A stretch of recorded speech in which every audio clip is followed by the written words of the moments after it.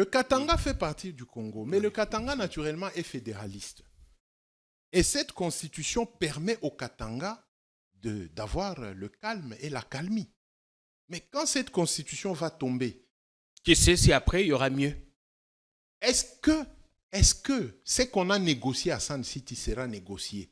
Parce que Kyungwa Kumwanza, Charles Mwando Simba, tous ces gens-là, c'était des fédéralistes. Quand ils ont accepté, après que des Onusiens, tous ces gens-là leur disent que le chef de l'État est Katangais, si vous allez sur ce schéma-là, on accusera le chef de l'État que c'est lui qui vous manipule pour qu'on fasse ça.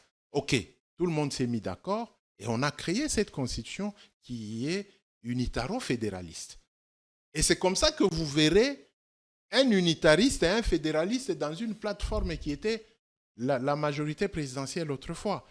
Et un fédéraliste, Kyungwa Kumwanza, qui représentait la majorité présidentielle dans l'espace Katanga. Mais la question que certains se posent, que certains Katangais, on se dit, mais pour qui est-ce qu'ils se prennent? À la moindre menace, nous allons nous retirer. À la moindre menace, le Katanga va s'autodéterminer. Au finish, vous faites chanter la République. Non, personne ne fait chanter la République. C'est la République qui est dans l'imaginaire de ces choses-là. Sur le plan sécuritaire, est-ce qu'on peut nous démontrer qu'il y a une menace katangaise? La wax de Maman Mousseka, Netoko Maka légende, la 3.5, 4.5, to 5.5 $, signature Yalibela et Tikali, inoubliable, avec le wax de Maman Mousseka. Coucou, je suis Tendela, ambassadrice des chaises d'or. Fini les événements avec des chaises qui ne ressemblent à rien. Fini les fêtes ou le deuil avec des chaises qui ne nous honorent pas. Fini les décorations avec des chaises de l'humiliation. Venez vous procurer les plus belles chaises de la capitale à petit prix.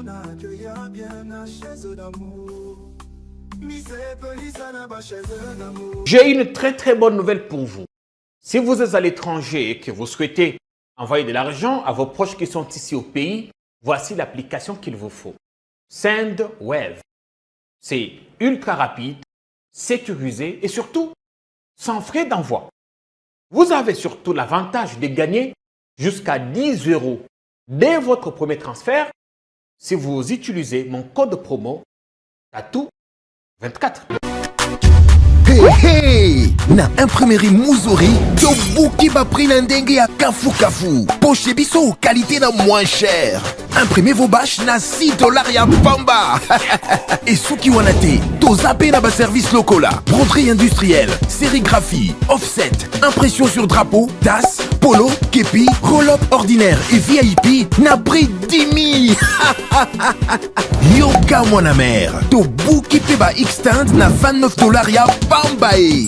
Alors, profitez de notre promotion pour bénéficier de moins 15% sur toutes vos impressions. Retrouvez-nous facilement sur l'avenue des Syndicats numéro 369, juste derrière la Sophie Bank, sur Flambeau, Kinshasa Gombe, RDC. Pour tout besoin, contactez-nous dès maintenant sur plus 243 98 000 45 15.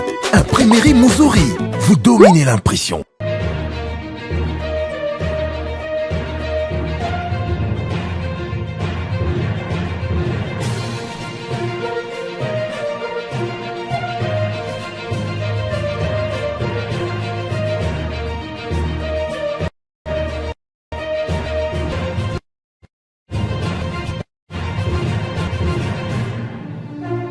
Ce soir, nous serons moins politiques, mais avec une forte valeur historique et même pédagogique. Nous resterons dans l'histoire parce que depuis un temps, certains redoutent l'agissement, l'attitude de certains Katangais, en exhumant évidemment l'éternel débat entre fédéralistes, unitaristes, sécessionnistes. Beaucoup de gens parlent du Katanga sans le maîtriser. Et maîtriser le Katanga ne signifie pas y avoir vécu dans les années 1800. On a quelqu'un aujourd'hui qui s'est beaucoup documenté sur le Katanga. Il y a vécu, il y a passé tout son temps. Et nous allons essayer de comprendre avec lui l'enjeu qu'il y a en ce moment.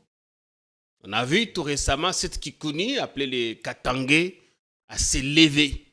Ce discours a été interprété d'une certaine façon et cette moisie en ce moment au CPRK. Comment tempérer les uns et les autres? Mais avant tout, il faut mieux comprendre le concept de certaines choses, la réalité, maîtriser l'histoire. On a l'historien, Thierry Mukelekele. Ce soir, vous prenez la peau d'historien. Dans tous les cas, en tant que journaliste, nous sommes historiens du présent. Merci Jean-Pierre. Merci à ceux-là qui sont branchés sur Politicon. C'est encore un plaisir d'être sur le plateau. Et nous encourageons tous les Congolais qui ont maintenant l'habitude de suivre, de nous critiquer pour nous aider à nous mettre sur le droit chemin dans ce que nous apprenons. Quand nous apprenons, nous connaissons, mais nous ne connaissons pas tout. C'est pourquoi nous partageons souvent le peu que nous avons. Évidemment. Vous n'avez pas la prétention de tout savoir. Merci. J'ai quand même la chance, dans les 22 territoires que compte le Grand Katanga, j'ai eu quand même la chance de vivre dans près de 17 territoires. Dans les 5 autres, c'est juste des passages éclairs et tout et tout. Mais dans 17 territoires, j'y ai vécu. J'ai rencontré les chefs des terres, les chefs coutumiers. J'ai écouté, j'ai un peu un aperçu historique du Katanga. Et surtout, je suis dans la friande de Bunkeya, la capitale du Katanga. Autrefois, chez le Mwami, le Moussiri Ier. Voilà. C'est là que tout commence. Kalassa, c'est le père qui vient avec son jeune. On est déjà dans l'émission, Qui vient avec son jeune en train de suivre les éléphants. Et il y avait un éléphant qui était tellement géant qu'il les a fait partir du Zanzibar, aujourd'hui Tanzanie, jusqu'à atteindre dans le Katanga. Et après, ils vont découvrir qu'il y a des lions. Pendant leur chasse, le fils, Ngelenkwa, va s'intéresser aux lions. Et quand ils ont l'ivoire au retour vers le Zanzibar, le fils va dire à son père Kalassa, non, moi je rentre chasser les lions de là où on était venu. Alors, Ngelenkwa va rentrer.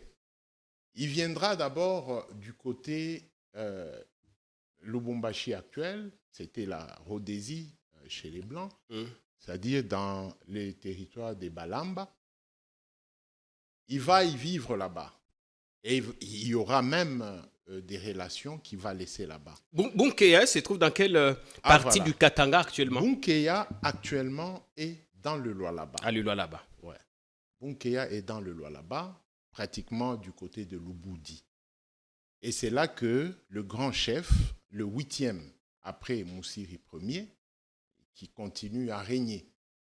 Là-bas, chez la princesse Munongo Dominique. Qui est la sœur du prince actuel, Junior Godefroy. J'ai eu l'honneur de rencontrer. Voilà. Alors, quand il rentre là-bas, il trouve le roi Mpande, qui était très grand, mais qu'on avait diminué parce qu'il s'affaiblissait. Là, c'est à Lubumbashi. Non. À Lubumbashi, c'est chez les Balamba. Là, les Babemba. Là, il est chez les Sanga, qui sont tous Balamba. Ce n'est pas loin. Quand vous quittez Lubumbashi, vers aujourd'hui la borne 29, c'est entre Kipushi et Kambove. Et quand vous êtes à Kambove, vous êtes dans un autre territoire qui prend déjà les Basanga. C'est là qu'il va se retrouver. Il va se retrouver dans le grand territoire, le grand royaume du chef Pandé, qui était faible. Et comme lui était encore jeune, il va demander au chef Pandé de l'aider. Le chef va l'adopter et Moussiri va faire une grande armée. Et pendant ce temps, le chef Pandé lui dit quoi? Ok, je te donne un espace qu'on a appelé Bunkea. Donc, on vous accueille là-bas. C'est là que maintenant Moussiri va commencer à travailler, à battre campagne, et Moussiri va agrandir le royaume de Mpande et aller au-delà du royaume de Mpande. Est-ce que là, on est avant l'État indépendant du Congo ou à quelle époque? Voilà. Nous commençons à y arriver. Je ne vais pas trop traîner. Je voulais d'abord faire comprendre c'était quoi. Quand Moussiri fait grandir son royaume, il donne le nom du royaume des Garenganze. C'est le Katanga actuel. Et pendant que Moussiri allait de conquête en conquête, les Livingstone et tous ces messieurs-là qui venaient chez nous, ils savaient qu'il y a le Garenganze. Et le roi Léopold II n'avait pas le royaume des Garenganze. Jusqu'à la table ronde, à la table de Berlin. Jusqu'à 1885, le Katanga ne faisait pas partie de l'État indépendant du Congo. Et ça s'appelait Garenganze. Ok, ça, beaucoup de gens n'y connaissent pas. Oui. Et Tipotip, qui était un arabe très puissant et très fort, a commencé à faire des échanges commerciaux. Il a donné des armes à Moussiri et Moussiri est devenu très puissant. Il a poussé son royaume jusqu'en Angola, où il va épouser même une Angolaise. Et il va pousser son royaume, même dans le Kasaï actuel, il va pousser son royaume.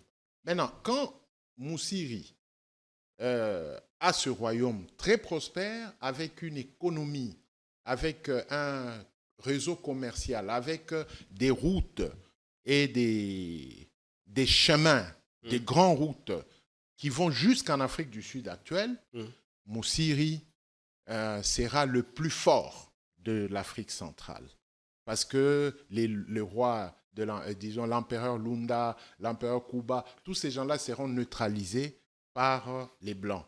C'est comme ça qu'il y aura une vague qui partira en fouillant les prises de négriers qui prenaient beaucoup de Noirs pour les amener en Europe. En fouillant, il y a eu beaucoup de mouvements. Il y a eu les Baluba, actuellement aujourd'hui dans le Katanga, parce que le Baluba vient du Katanga. C'est là où l'ancêtre de tous les Baluba est parti. Là-bas, on dit à Sangalubango. Voilà. Ou ailleurs. Non. L'ancêtre de tous les Baluba est parti du Katanga. C'est là où il y avait le Boulopoué, dans le Katanga profond. Maintenant, à force de ce combat-là entre le roi Léopold II qui voulait prendre le royaume des Garenganze, un week-end, Moussiri n'était pas dans son Kipango, c'est-à-dire à la cour. Chaque week-end, il s'est déplacé à peu près à 7-8 kilomètres de sa cour pour aller se reposer avec ses femmes. C'est là que les Belges, Botson et des militaires étaient venus pour amener le message du roi Léopold II qu'il fallait que Moussiri cède ou céda. Ok, qu'il se rende. Ouais. Moussiri était organisé. La démocratie ne commence pas avec Gorbatchev. Dans le royaume de Moussiri, il y avait la démocratie. Il y avait un gouvernement. Alors Moussiri dira que comme nous sommes samedi, je ne saurais pas vous donner une réponse. Il faudrait que je réunisse les notables, les Banangwa, que je leur propose et que les Banangwa parlent à la population. Si la population adhère dans votre logique, ok, nous allons signer les contrats. Bon, le Belge, tellement qu'il était têtu, il a imposé à Moussiri de le faire seulement ce week-end-là. Alors, Moussiri se sentait un peu menacé. Il a voulu faire un geste comme s'il voulait se lever.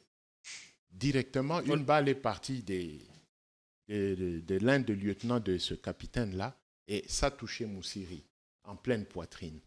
Comme c'était un robuste, il s'est levé quand même pour rentrer dans sa maison et récupérer ses armes. C'est quand il aura une deuxième balle dans le dos et il sera achevé. Pendant ce temps, son fils Masuka était à la guérite non loin.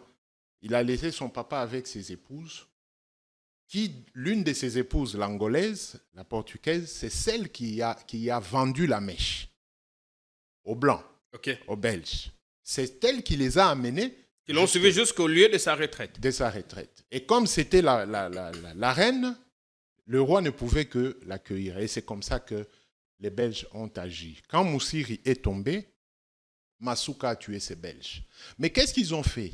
Connaissant bien que les Zanzibarites étaient des grands combattants, ils sont allés d'abord aux Zanzibar prendre des Zanzibarites pour venir combattre contre leurs frères. Et quand Moussiri mourra, ils vont descendre maintenant dans le royaume, ils vont tuer beaucoup de Yéké. Et c'est comme ça que finalement, le royaume va être annexé à ce qui deviendra le Congo. Voilà. Et le drapeau de l'État indépendant du Congo sera implanté à Bunkea, c'est-à-dire la capitale katangaise, en 1890, le 20 décembre 1890. Ils ont pratiquement 5 ans après la table ronde. C'est comme ça qu'ils vont faire tomber Moussiri et récupérer le royaume des Garenganze. Et comme déjà il y avait tout ce monde-là, tous ces blancs-là qui venaient par les eaux pour entrer, il y a de ces blancs-là qui étaient arrivés chez le chef Katanga. Parce que Katanga provient du chef Katanga. C'était sa portion de terre et qui dépendait de Moussiri. Maintenant, chez le chef Katanga, c'est là où on a trouvé les croisettes de cuivre. Alors, les Blancs, pour correspondre chez eux en Europe, ils disaient que nous sommes à Katanga. Nous sommes chez le chef Katanga. Plus que le terme était trop long, on a coupé. On a dit que non, nous sommes à Katanga. Alors, quand Moussiri est tombé et que les autres contrées bien cuivrées n'étaient pas connues, on a gardé le nom du chef Katanga. Mais on a récupéré tout le royaume des Garenganze. Et la référence était, nous allons au Katanga, chez le chef Katanga. Et c'est comme ça que viendra l'appellation Katanga. Katanga. Donc, Katanga... Ce n'est pas une déformation. Ça a un sens, ça signifie quoi? Ça a un sens. Ça a un sens, c'est-à-dire le Mukuba, le cuivre était battu chez le chef Katanga. Le fer était connu déjà par le chef Katanga. Déjà ces années-là? Déjà très loin, même vers le 14e et 15e siècle. Les quelques blancs qui venaient, avant que les Moussiri aussi n'arrivent vers début 19e siècle, parce que Moussiri, c'est vers 1870, 1885 qu'il est là, et jusqu'à 1890, où il va, le 20 décembre, où on va le tuer. Alors, maintenant, quand le roi belge prend Bunkea, il va nommer un deuxième administrateur. Parce que à Boma, là où il y avait la première capitale, vers Vivi, c'est là qu'il y avait le premier administrateur. Et on va nommer un deuxième administrateur dans la partie Katanga. C'est comme ça que, plus tard, ceux-là qui ont vécu l'époque Moussiri ont continué à donner l'histoire. C'est là que naquit l'indépendantisme. Ça dit que ces gens-là se réfèrent à ce royaume-là qui existait dans toute indépendance. Alors, si nous enjambons, Tchombe, c'est un jeune. Alors, on remonte, les choses sont allées vite, les Belges ont pris le contrôle. Ils ont pris le contrôle. Jusqu'à 1960. Jusqu'en 1960. Maintenant, en 1960... Mais seulement, l'indépendance ne mettra pas beaucoup de temps au Katanga. Voilà. En 1960, quand les Belges prennent, ils veulent céder le pays, Tchombe n'est pas dans l'histoire d'indépendantisme. Parce qu'il est à Kinshasa, il est à la table ronde de Bruxelles. Il fait d'ailleurs le nécessaire pour que Lumumba soit libéré afin qu'il rejoigne l'équipe de Bruxelles. Mais les gens ne parlent pas que Tchombe s'était battu pour que Lumumba les rejoigne à la table ronde de Bruxelles. On se met d'accord. Tchombe était quand même fort et puissant. Et il avait une bonne majorité. Lumumba passe par l'appui aussi de Tchombe. Mais voilà tout qui continue jusqu'à aujourd'hui, c'est le partage. Le Katanga n'avait rien gagné dans le gouvernement Lumumba. Il y a eu déjà des frustrations. Pendant ce temps, Lumumba est en disgrâce avec la Belgique et la Belgique commence à lui mettre des pots de bananes.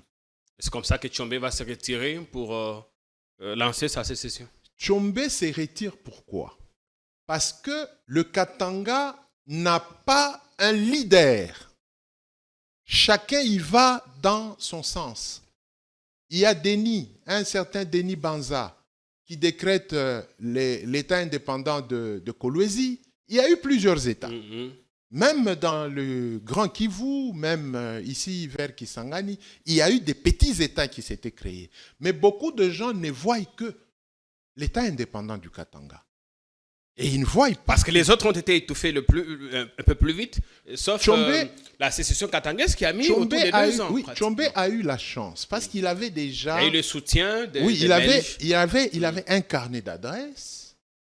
Un carnet d'adresses très fourni parce qu'il faisait la Belgique. Il avait des coopérants un peu... C'était un homme d'affaires. C'était un homme d'affaires. Et les Blancs lui ont dit que nous n'allons pas perdre ce que nous avons fait comme investissement. Parce que le cobalt, le cuivre et leurs dérivés, il y avait des milliers de tonnes en matériel palpable, en fût, en quantité énorme. Alors les Blancs ont voulu que le Katanga et toutes les industries, tout ce qu'ils ont conçu au Katanga, que ça ne vole pas à l'éclat. Et c'est comme ça que Tshombe a voulu d'abord maîtriser le Katanga. Il a voulu maîtriser ou il a plutôt été utilisé pour servir à des fins... Non, non seulement qu'il a été servir utilisé. les intérêts des Belges. Non seulement qu'il a été utilisé, mais les Belges n'ont pas su le manipuler. Parce que quand Tshombe a décrété la sécession katangaise, ce n'était pas par imposition de la Belgique que toi, Tshombe, tu décrètes la sécession katangaise. Parce qu'ils ne l'ont pas fait avec Kalonji Molopo et avec... la sécession du Sud Kasaï. Du Sud Kasaï, les Bakwanga aujourd'hui, Mbujimai. D'où Tshombe, quand il décrète la sécession, c'était pour maîtriser le Katanga. Et il n'a pas maîtrisé tout le Katanga. Parce qu'il y a Jason Sendwe, qui était lumumbiste et qui a voulu garder l'unitarisme. Tshombe était fédéraliste même à Kinshasa. Ok. Alors, pendant ce temps, la sécession prend effet le 10 juillet 1960. On va en 61, Lumumba va mourir au Katanga. On va en 62. La Belgique est sous pression des Nations Unies. Qui avaient fini par envoyer leurs troupes. Voilà. Et finalement, on va négocier avec Tshombe pour qu'il déclare la fin de la sécession. On n'a pas combattu Tshombe, on l'a renversé, on a neutralisé son armée. Non, c'est Tshombe qui a déclaré la fin de la sécession katangaise après multiples négociations. Dès que la sécession katangaise est finie, les Belges avaient besoin de cacher beaucoup de vérités.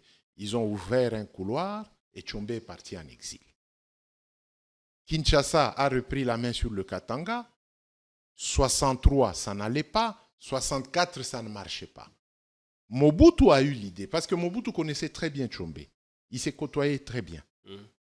Mobutu a eu l'idée. Mobutu propose à Kasavubu, non, monsieur le président, je connais Tshombe, et pendant que nous sommes en liquidation, Tshombe, avec sa puissance financière, il peut nous venir en aide. C'est comme ça qu'avec le groupe d'Mbinza, on va charger le maréchal Mobutu, c'est-à-dire le colonel à l'époque, qui prendra contact avec Tshombe, qui va négocier avec Tshombe. Et Tshombe, le 6 juillet 1964, sera de retour à Kinshasa. Et le 9 ou le 10 juillet, avant même la date anniversaire de l'indépendance de la sécession katangaise, Tshombe sera nommé Premier ministre. Et là, nous n'avons pas la partie orientale. Et nous n'avons pas plusieurs parties. Tshombe fait appel à ses généraux, Mbumbe Nathanaël et tous ces gens-là. Ils viennent, ils aident le gouvernement central à neutraliser Pierre Moulele, à reconquérir tout le Congo. En l'espace de 6 mois, le Congo était stable, réunifié. C'est comme ça qu'on va se mettre d'accord. Et les intellectuels de cette époque-là iront à Loulouabourg. Nous sommes en avril 1964. Et plus tard, nous aurons la constitution de Loulouabourg. La première constitution congolaise. Constitution congolaise, comme on aime bien, des Congolais. Ouais. Mais malheureusement, le groupe de Mbinza s'est dit non, avec la puissance d'argent Kachombe, avec ce qu'ils viennent de faire, les Congolais risquent d'adhérer dans le fédéralisme. Mobutu encore monte un coup avec le groupe de Mbinza. Tchombe n'est pas d'accord. La première constitution était unitariste ou fédéraliste? Non, fédéraliste. C'était un Congo fédéral. Ok. Oui. Je vous enverrai la copie de cette constitution. Quand vous lisez cette constitution, c'est la même que nous avons, mais il y a un peu des trucs de centralisation décentralisée. Mais beaucoup, on a puisé dans la constitution de Loulouabourg. Alors, quand Mobutu cherche à neutraliser Tchombe, Tchombe a un couloir, il rentre en exil. Là, nous sommes en septembre 1964. On va nommer Kimba, on va nommer ceci, on va nommer cela. Kinshasa n'allait plus bien. Et quelques mois après, 9 mois, 10 mois, Mobutu va neutraliser Kasavubu le 24 novembre 1965. Et Mobutu dit qu'il prend d'abord un acte qui permet aux militaires de garder le pays pour neutraliser les rébellions, les sécessions et tout. Quand Mobutu prend du goût, 2 ans seulement après, en 1967, Mobutu fait maintenant la nouvelle constitution de la Deuxième République. Mobutu fait partie de la Première République vers la Deuxième République. La constitution de 67. 67. Rédigée notamment par Étienne Tshisekedi, par le père du VPM à la fonction publique, oui. Liaou. Et Marcel. Voilà. Donc, à partir de là, la constitution de Loulouabourg est mise en quarantaine. C'est ce qu'on appelle en droit changer ou changement de la constitution. Ça dit qu'il y a un coup de force, il y a une réalité qui fait que le texte qui nous régissait, ça ne va plus nous régir. Les juristes appellent ça coup d'état constitutionnel. Voilà. Alors, nous continuons. Le Katanga est là. Les Nguza Karlibond reviennent. Les Kibasa Maliba sont là. Ils vont se rallier dans le mouvement populaire de la Révolution. Et plus tard, ça ne va pas marcher. Nguza Karlibond s'en ira en exil. Et les Kibasa, ils vont se retrouver maintenant avec le vieux Tshisekedi qui n'était plus en odeur de sainteté, avec le maréchal. Et pendant ce temps, ils vont créer finalement l'UDPS et plus tard l'Union sacrée. Là, on est vers 79-80. 79-80. Maintenant, quand nous sommes 30 ans après, en 90 ou 89, les grands politiciens n'arrivent pas à se mettre d'accord, notamment Nguza Karlibond, Kyungu Akumwanza, Charles Mwando Simba, et tous ces gens-là qui étaient tous du MPR, mais qui ont quitté le MPR, qui sont devenus des opposants, et entre eux, ils ne se sont pas mis d'accord. On fait tomber Mobutu. En 90, Mobutu comprend, nous avons compris ses émotions. Avant ça, d'abord, je voudrais qu'on dise des mots sur... on arrivera aux années 90, mais d'abord, le vieux Kyungu, je ne voudrais peut-être pas anticiper. Comment est-il devenu le baba du Katanga? Voilà. Kyungu est parmi les 13 parlementaires. Kyungu nous a montré les couteaux, les cicatrices des couteaux dans son ventre, les fers à chaud sur son dos. Les séquelles des tortures? Les séquelles des tortures. Qui venaient d'où? De qui? De Mobutu. Ok. Ouais. Il nous a montré. Nous, en tant que 13 parlementaires, nous avons été arrêtés. Nous avons lutté. C'est pourquoi Kyungu nous a amené l'UDPS dans le Chaba. Et Kibasa en a fait son cheval de bataille. Maintenant, les Kyungu ont porté Tshisekedi à la conférence nationale avec les Munongogo d'effroi, qui va mourir empoisonné à la conférence nationale. Et pendant ce temps, quand le Sphinx prend la primature, il y a des blocages. Entre lui et Mobutu, ça n'allait pas. C'est révoqué. C'est lui qui révoque Mobutu et tout et tout. Et pendant ce temps, Mobutu change des stratégies. Et il semble que le vieux Tshisekedi n'est plus en odeur de sainteté avec ses collaborateurs, des l'UDPS. Parce que Kyungu, quand il est devenu gouverneur, il avait encore le chaud de l'UDPS. Il venait de quitter l'UDPS à la seconde et il laisse Kibasa Maliba à la seconde. Et il nous laisse, nous tous, à l'UDPS. Parce que la jeunesse montante, après 1990, en tout cas, toute la jeunesse congolaise était dans l'UDPS. Je ne sais pas. Ceux-là qui n'ont pas vécu cette époque-là, peut-être plus tard, ils ne sont pas de l'UDPS. Mais nous, dans notre jeune âge, les Kyungu-Wakumwanza, les Kibasa, nous ont placés dans l'UDPS pour combattre le maréchal. Et toute l'université ou les universités, les instituts supérieurs dans le Chaba, c'était l'UDPS. Et c'est comme ça que Mobutu était trop secoué et il a fini par avoir Baba et il les a divisés d'abord avec Nguza Karlibon. C'est là que Baba est né. C'est là que Baba est né parce que c'est lui qui avait un mot. Quand il donne les mots d'ordre, le Katanga suivait. Et c'est lui qui a changé, pendant que Mobutu est en vie, Chaba en Katanga. Et il était un stratège.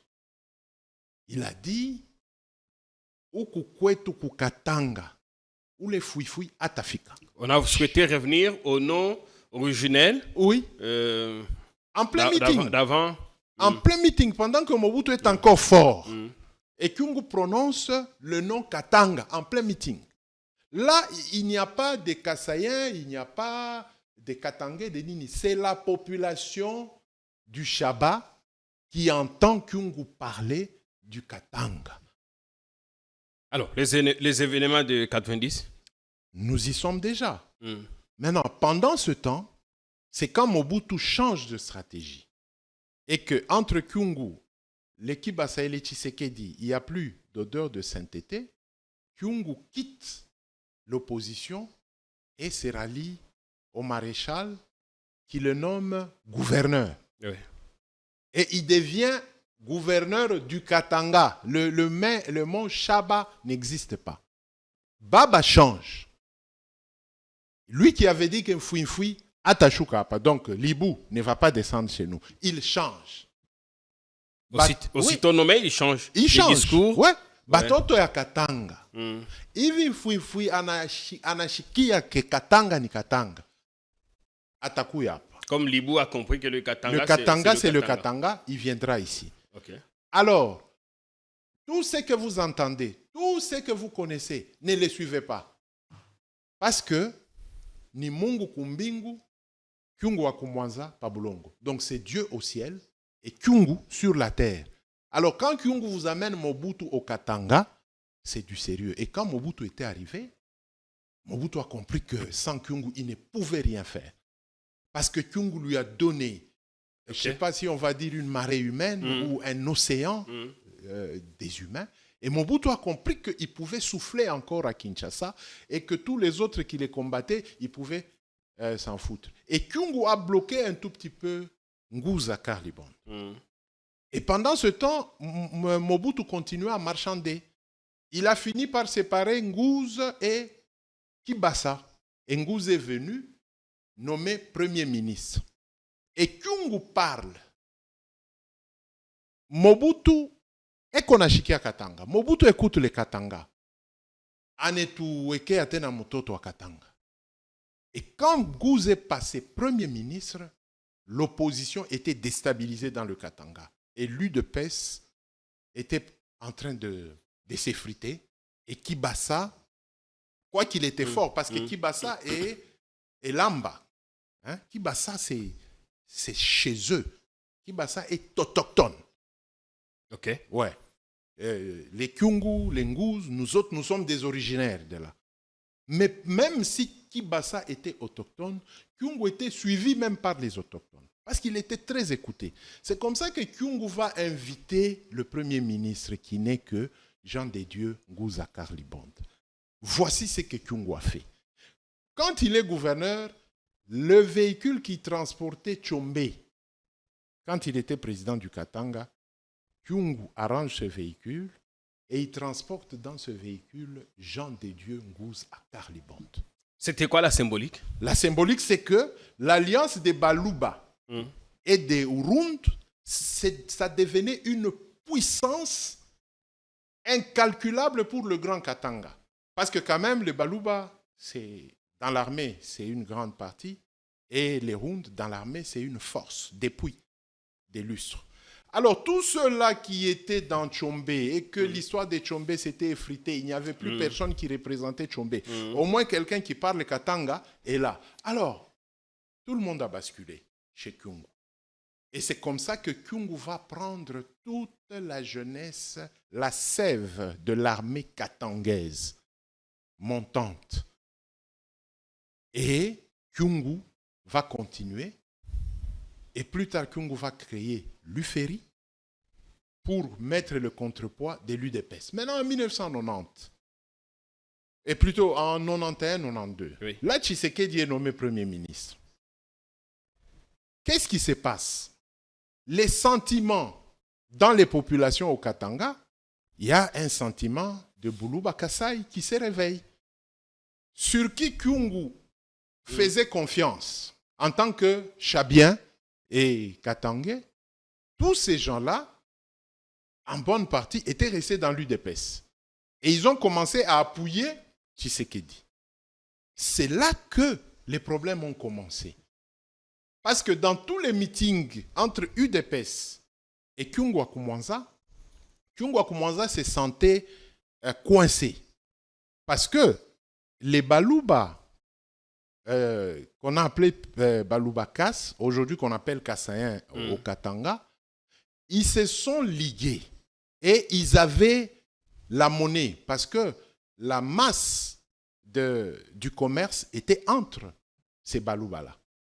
Et les grandes entreprises, ceux-là qui avaient beaucoup étudié, c'était parmi ces Baluba. Ils avaient de grandes responsabilités. Des grandes responsabilités. À ce qui deviendra la GECAMINE. La GECAMINE, la SNCC, partout, même dans le parquet. Hein, dans la justice, les Baluba, il y en avait plein. Parce que les Katangais étaient plus dans l'armée, mais les Baluba étaient dans l'administration. Hein, les Baluba Kas qu'on appelle Kassai aujourd'hui. Alors, quand Kyungu s'est senti un peu secoué par ça, il avait des amis, Mukendi Ntalaja, Chibanda, il avait beaucoup d'amis. Tous ces amis-là, ces amis avec qui ils sont nés dans Lubumbashi, grandis au quartier Bel-Air, ce sont ces amis-là qui sont restés à l'UDPS parce qu'ils sont Baluba. Maintenant, dans leur discussion, Kyungu leur a promis que Mutatelemuka. C'était comme en blaguant. Dans un bistrot, chez Papa Dieba, Mutatelemuka. Donc, ce qui veut dire, pour ceux qui ne comprennent pas, Toko Tindi Kabino, Boko glissé. Boko Selemuka, c'est ça, hein, en lingala. Voilà. Alors, au départ, un même peuple, après un temps, on commence à monter les uns contre les autres. Ouais. On a rappelé qu'ils viennent tous du patriarche Gilungambidi, tout ça là-bas. C'est la même racine. Oui. Maintenant, Kyungu dit à ses frères, Baluba Kas, que Boko Selemuka. Il est le premier à dire ça. Oui. Ok. Et ils ont ri, ils se sont séparés. Maintenant, quand Mobutu le confirme gouverneur, Kyungu revient de Kinshasa, c'était un jeudi, et demain vendredi, comme aujourd'hui, Kyungu tient son meeting à la poste pour prévenir que Mobutu m'a nommé gouverneur. Maintenant, le Katanga se rallie à Mobutu. Au meeting, il n'y avait pas encore des Katangais et des Kassaïens. Tout le monde était là. Et quand Kyungu a dit que non, nous ici au Katanga, chez nous, nous pensons que nous devons vivre comme tout le monde. Mais je ne comprends pas, je ne comprends pas nos frères ici. Ils nous tournent les dos, ils veulent appuyer Kinshasa. S'ils continuent comme ça, Kama Banendele Chavile, allez. Hein, il a fait ce geste pour dire que nous allons les faire partir. Et d'ailleurs, lundi, Weye Katangé, toi Katangé, quand tu vas dans un bureau, si ton chef, c'est Chibanda, tu le remplaces. Si toi, tu es l'infirmier, le docteur, c'est Mukendi, tu le remplaces. C'est comme ça que les choses ont commencé à prendre de l'ampleur. Mais maintenant, pourquoi la chose a dégénéré? Pourquoi justement? C'est la question que j'allais vous poser. Tshisekedi passe Premier ministre, il y a la fête des Baloubakas dans le Katanga. Et à Likasi, il y a un groupe de gens qui prennent un chien, ils lui font porter la cravate et ils désignent ce chien comme étant Ngouze à Karliband. L'histoire a commencé à Likasi. Tshisekedi remplacer Ngouze à Karliband. Ouais. Maintenant, okay. Le chien là, avec cravate, on dit que Ngouze à Karliband. Okay. Alors, les frères Katangé de Likasi n'étaient pas d'accord. C'était des groupuscules, des gens qui ont commencé à se battre. Et l'affaire a dégénéré. Tout à fouté Kubakasai, Toluka et Paya Bakasai. C'est comme ça que l'affaire est partie. C'est parti d'une toute petite étincelle. Qui a fini par embraser. embraser. Ce n'est pas une histoire qui était montée et tout et tout. Prémédité, planifiée. Non, il n'y avait aucun plan. Parce qu'en 1960... On est à la télé, des gens pourraient revenir ici pour oui, ils peuvent venir ajouter dans tous les cas, nous laissons une porte ouverte. On laisse une brèche ajouter ouverte. Ou me contredire. Parce que moi, je n'étais pas à Likasi. J'ai eu la narration parce que je suis descendu à Likasi pour voir qu'est-ce qui s'était passé, pourquoi ça s'est enflammé. Je suis allé à la gare. Et il y a eu même ceux-là qui sont rentrés à leur maison, mais d'autres ont décidé de partir et qui ont connu beaucoup de morts. Ce qu'on appelle le cimetière le plus long. Parce que même de Sakanya, il y a des gens qui sont partis. Mais malheureusement, de nos frères qui croyaient rentrer chez eux au Kasaï, parce qu'ils étaient Kassaïens, les Kassaïens leur ont bloqué l'entrée. Et ils ont dit en Chiluba, j'espère que je vais bien parler, nous dit Benakatanga. Oui, nous étions tout petits à l'époque, c'est comme ça qu'on les appelait. Voilà. Alors, et même aujourd'hui, j'ai suivi même notre grand frère Jean-Marie Kassamba qui dit qu'avant d'atteindre son village, il y a un espace où on a laissé les Katangais là-bas, les Bena Katanga, au Kasaï. En tout cas, c'est comme ça qu'on les appelait. On était encore gamins. Maintenant, pourquoi j'insiste pour dire que le conflit Katangais-Kassaïen, c'est un faux? Ne falsifiez pas l'histoire. C'est parce que les gens refusent de comprendre le vivre ensemble.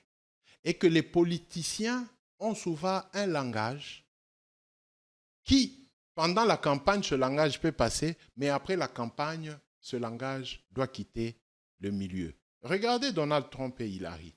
C'était très chaud. Non, plutôt Kamala Harris. Kamala Harris. Hillary, c'était avant. Oui, Kamala Harris. C'était très chaud. Mais dès que les résultats sont sortis, Kamala Harris s'est allée et s'est inclinée. Et Donald Trump a dit que travaillons maintenant pour eux. C'est ce qui nous manque. Ça dit que les intérêts politiques doivent être gérés. Maintenant, la naissance des Bakata Katanga. Les Bakata Katanga n'ont rien à voir avec la sécession de Tchombe. Parce que les Bakata Katanga ne sont pas des sécessionnistes. Les Bakata Katanga, c'est l'histoire. Qui sont-ils, des indépendantistes? Non. Les Bakata Katanga, c'est l'histoire de Mouzé Laurent Désiré Kabila, qui est unitariste et lumumbiste. Quand il est coincé en 1998, en chassant les Rwandais, les Rwandais commencent à récupérer les territoires. Et les Rwandais étaient déjà dans le Katanga. Nous n'avions pas le Tanganyika actuel. C'était entre les mains des Rwandais. Et les Rwandais sont entrés dans le Haut-Katanga. Ils ont pris Pweto.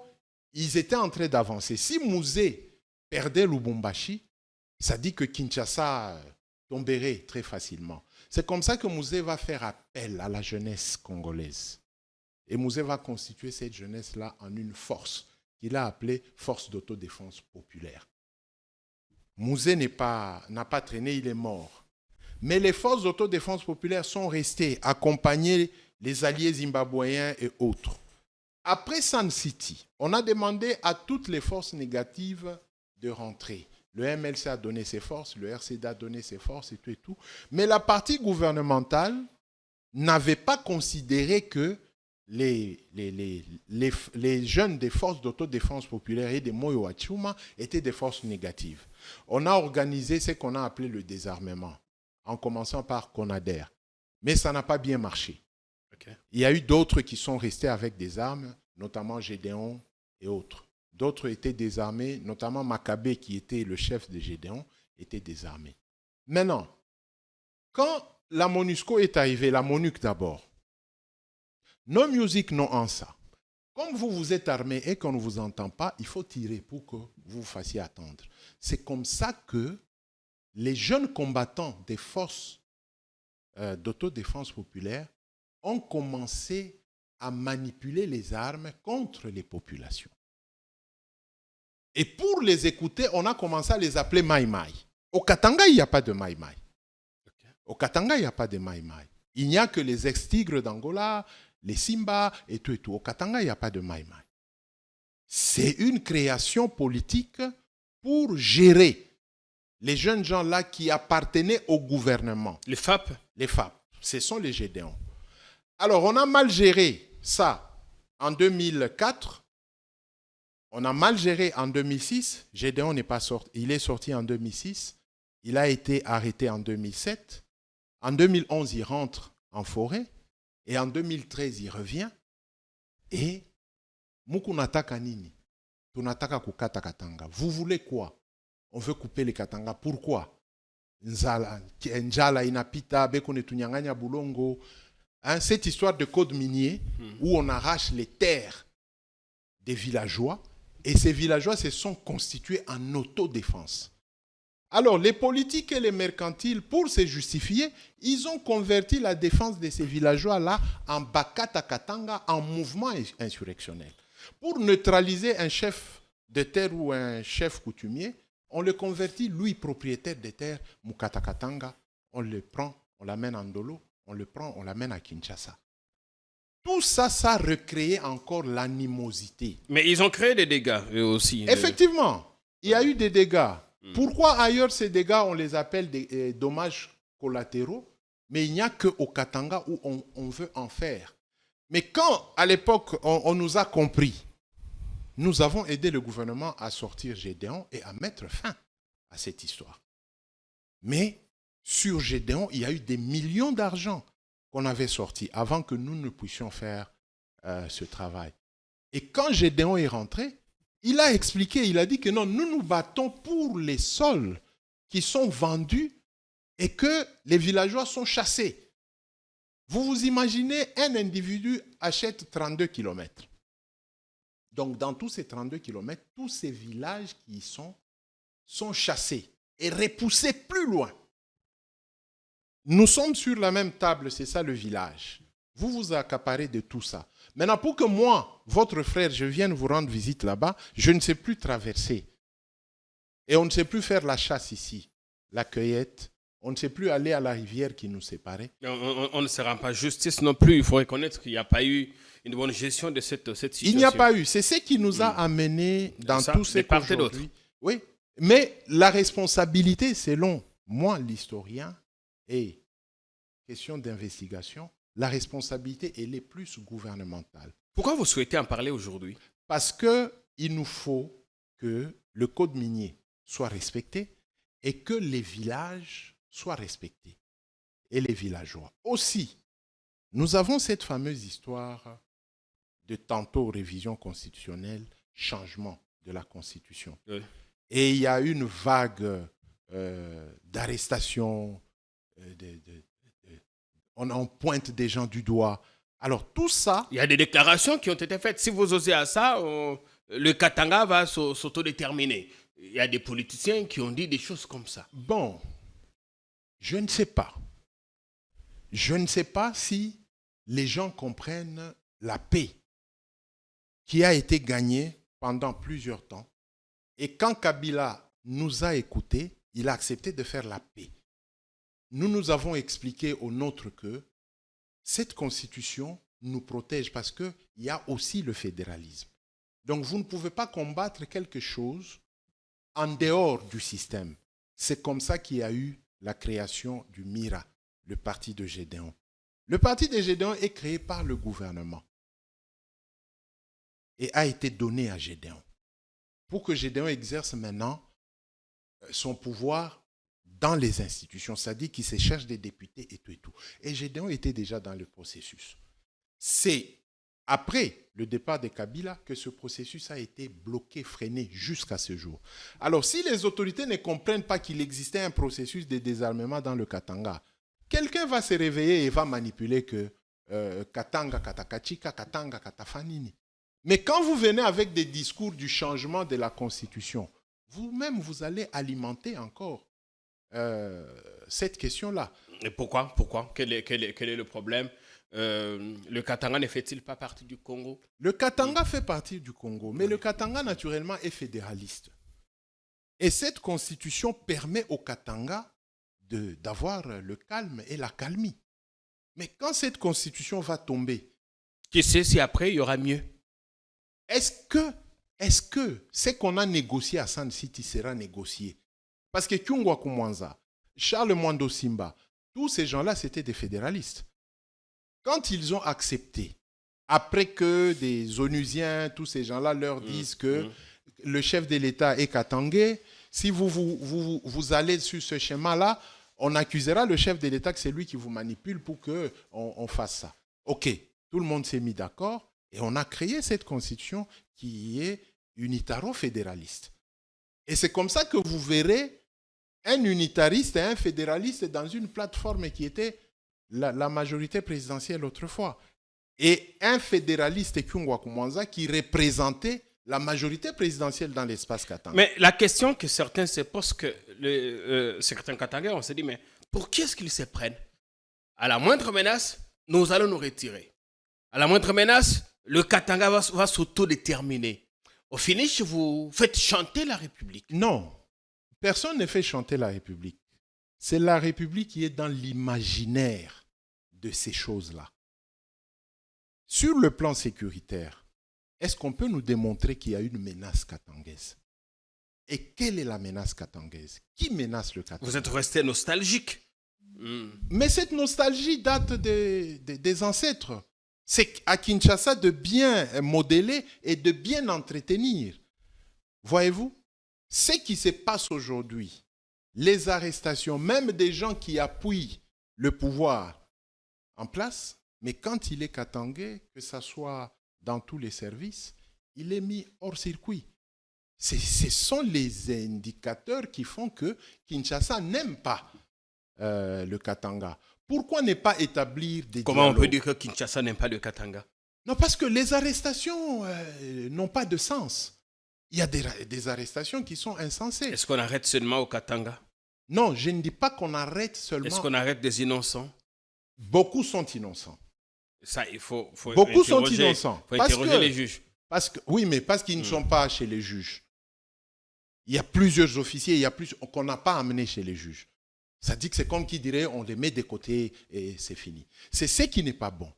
C'est-à-dire, le président de la République, lui qui veille sur l'unité nationale, doit comprendre que le Katanga n'a aucun problème contre lui. Mais les Katangais doivent aussi comprendre qu'ils font partie du Congo et qu'ils n'ont pas à faire chanter la République à la moindre menace. Non, je me demande qui est ce Katangais qui fait chanter. On ne nous a jamais désigné.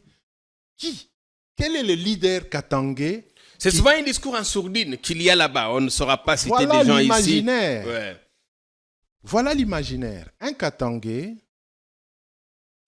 a adopté un comportement des lamba, des balamba. C'est-à-dire un Katangais, c'est un genre fourbe. C'est un genre sur qui on peut piétiner, on peut tout faire. Mais le Katangais n'accepte pas qu'on lui marche sur la tête. Vous pouvez lui marcher sur ses pieds, sur ses mains. Mais lui marcher sur la tête, ça n'ira pas. Donc jusqu'à aujourd'hui, personne n'a marché sur sa tête. Mais le Katangais est muselé. Et il ne réagit pas parce que personne n'arrive à atteindre là où ça lui fait très mal. Mais si aussi les Bakongo pouvaient dire, oui, nous, ici, on a le port, on a l'une des entrées importantes du pays ou des sorties vers l'étranger. Mais pourquoi il y a les Mobondo? Pourquoi il y a les Mobondo de ce côté? Nous ne connaissons toujours pas les véritables revendications Mais des Mobondo. Ça, on ne connaît pas. Ce sont les mêmes questions des terres. Il y a des puissants de Kinshasa qui vont dans le Congo central, qui vont arracher les terres des villageois. Le Mobondo, c'est quoi? Le Mobondo, c'est une boisson fermentée sur qui les ancêtres ont dit des paroles. Quand vous prenez ça, vous devenez invincible. Tous ces jeunes gens-là ne sont pas des Mobondo. C'est un phénomène qui est né après. La vérité, c'est que nous ne connaissons pas les véritables revendications des Mobondo. Ce ne sont pas les Mobondo. Les Mobondo, c'est ce que je vous dis. Okay. C'est quand vous prenez ce Mobondo, cette boisson-là, que vous devenez invincible. Mais il meurt face à la puissance de feu de l'armée. Ça dit qu'il faut établir un contact pour dialoguer et ouvrir le vrai dialogue. On voit des faux chefs coutumiers qui viennent à Kinshasa. Qu'est-ce qu'on doit faire? Parce qu'on a fini la première partie de cette émission. Nous reviendrons pour une autre partie. Parce que les gens doivent connaître l'histoire. Moi, j'ai confiance. Un peuple sans histoire, c'est comme un corps sans âme. Ouais. J'ai confiance au chef de l'État. Si le président, j'ai toujours dit ça dans plusieurs de mes interventions, si le président quitte le protocole et que nous lui donnions la bonne information, la vraie information. Vous souhaitez rencontrer le président et lui donner des informations? Présentement, par ce temps qui court, et nous sommes dans le deuxième cycle de 30 ans, donc 1964, 1994, 2024, c'est le deuxième cycle de 30 ans. Nous pouvons éviter que ce cycle rentre dans l'accomplissement. Parce que nous, ce que nous voyons, ce qui s'est passé en 1960, 61, 62, 64, 65, en 1990, 91 jusqu'en 95, 96, Mosée commence à venir. Nous sommes en 2020, 2021, 2022. C'est un cycle de 30 ans. Et le président doit être au courant de ce cycle-là. Et il doit comprendre que c'est lui le garant de tout le monde. Et il y a certaines thématiques qui peuvent nous ramener il y a 30 ans, telles que le changement de la Constitution. Merci. Parce que l'unité nationale, le président en a besoin et il fait le tout pour qu'il garde le Congo, mais il lui faut la cohésion. Et la cohésion, il y a des thèmes qu'il faut d'abord mettre de côté pour garder Bomoko et pour faire avancer le pays. Ce n'est que le président qui peut agir sur ça et voir ne pas accuser toujours tout Katangais qui n'est même pas de Tchombe, qui est de Jason Sendoué. On les mélange. Donc il y a un méli-mélo sur les Katangais qu'on doit élucider et permettre au chef de l'État de maîtriser et de nous amener vers un Congo apaisé. Bien. C'était important pour nous d'ouvrir cette page d'histoire.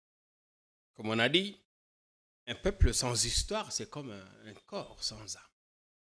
Et il n'est pas important que quiconque arrive à falsifier l'histoire d'un peuple. Ce qu'on a dit aujourd'hui n'est pas parole d'évangile, c'est des faits. Il se pourrait que notre invité a oublié autre chose. Si vous avez bien plus d'éléments sur la question, vous serez toujours aussi le bienvenu. La prochaine émission, nous irons en profondeur, notamment sur la question de la cohabitation Kassaïen, Luba du Kasaï et Luba du Katanga. On va pénétrer davantage là-bas et anticiper peut-être sur l'avenir, comment faire certaines choses. Thierry Mukelekele, merci beaucoup pour l'essence d'histoire. Continuez à vous documenter davantage. Ce que vous nous avez donné est déjà bon, très bon. Et je crois que certains ont pris note sur des éléments, des informations qu'ils n'avaient pas. C'est moi qui vous remercie. Donc, tout le peuple qui a le terme Ba, ça vient des Baluba. Les Baemba, les Baema, les Basonge. Hein? Les Basonge ne sont pas des Kassaïens. C'est le mélange des Baluba et des Balamba. Le chef Songe est de la Zambie. Donc, prochainement, nous allons découvrir Kabinda, qui sont les Kabindés. Leur arbre généalogique, leur ancêtre, c'est un Zambien, le chef Songe. Beaucoup de choses. Des surprises aussi. Et ne quittez pas. Bon week-end chez vous. Salut.